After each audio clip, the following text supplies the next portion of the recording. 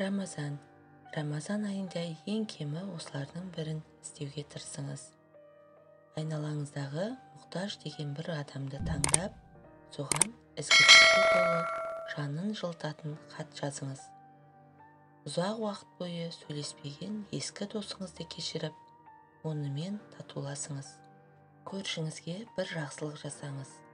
Мысалы, тамақ дайындап апару, шайға шақыру, ауланы тазалау дегендей. Өзіңіздің ең сүйікті асыңызды әзірлеп, өзіңіз жемей, сонымен кедей адамдарды тамақтандырыңыз. Мешіттердің біріне Құран апарып қойыңыз. Оны оқыған әр адамның сауабы сізге жазылады. Өзіңіз танитын барлық өмірден өткен адамдарды тізіп жазып, солар үшін шын жүректен дұға жасаңыз. Өзіңіз дүниеден қайтқанда, адамдардың сіздің артыңыздан қандай дұға жасағанын қалайтын болсаңыз, сіздің бұл дұғаңыз да сондай болсын. Маңайыңыздан Аль-Фатиха сүресін білмейтін бір баланы тауып үйретіңіз. Ол бала өмірінің соңына дейін әр оқыған сайын сізге сауап жазылады. Жаңа хадис үйреніп, оны ұстануға тырысыңыз.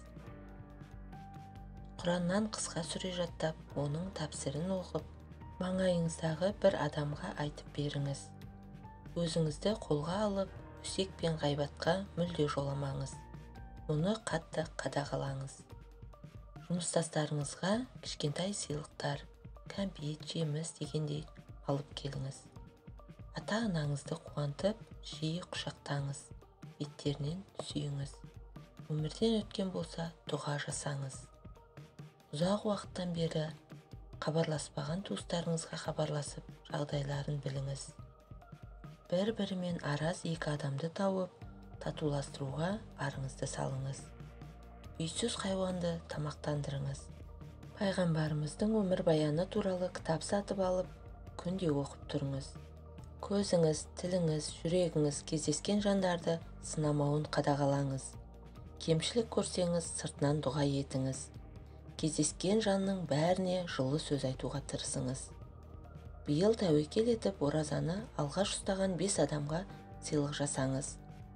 3 жаңа жақсы қасиетке ие болыңыз. 3 жаман қасиеттен арылыңыз. Осы айдағы табысыңыздың 10%-ын қайырымдылыққа жұмсаңыз. Рамазан айында жамағатпен тарауық намазын оқыңыз. Ауызашар ұйымдастыруға ат салысыңыз. Ұжымдық түрде мешіт тазалығына ат салысыңыз. Ораза ішіп жеуден тоқтатылатын жай ғана діни жоралғы ғана емес, сондай-ақ оның адам денсаулығына зор пайдасы бар екені қазіргі таңда дәлелденіп отыр.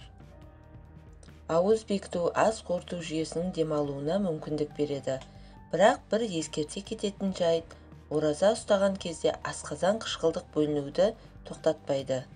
Яғни, асқазанында жарасы бар адам ауыз бекіту кезінде абай болуы қажет. Егер ораза ұстаушы ауыз ашқаннан кейін жейтін тамақ мөлшеріне шектеу қойып, дұрыс режиммен жүрсе, бойдағы артық салмақтан арылуға ораза таптырмайтын әдіс. Яғни, адам ұзақ уақыт аш жүріп, ауыз ашқан кезде бірден тамақ пен сусындарға тойып алмағаны жөн. Себебі бұл керісінше салмақтың көбеюіне әкеп соғады. Алла елшісі ауыз ашар кезде тек бірнеше құрмадан дәм тартып, аз ғана су ішіп, ақшам намазына тұратын. Пайғамбарымыздың осы бір әдеті бәрімізге үлгі бола алады. Себебі құрманың құрамында қант бар, ал қант қан құрамына тез тарайды. Сол себепті адам аузын құрмамен ашатын болса, бірден тоқшылықты сезінеді. Көп адамдар күні бойы тамақтан тыйылып, ауыз ашқаннан кейін бірден ауыр, майлы тамақтарды, көкөністерді жей бастайды.